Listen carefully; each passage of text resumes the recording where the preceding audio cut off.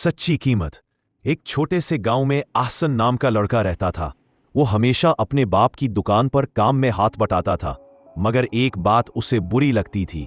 गाहक कुछ भी कहे, उसके बाप का जवाब हमेशा नर्म होता था।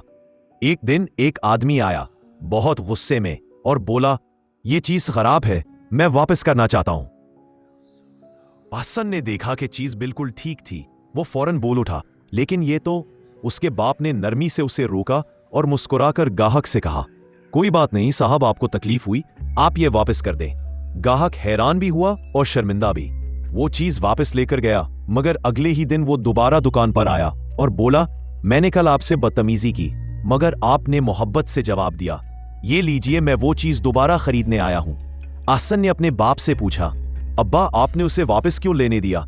आप जानते थे कि वो गलत था।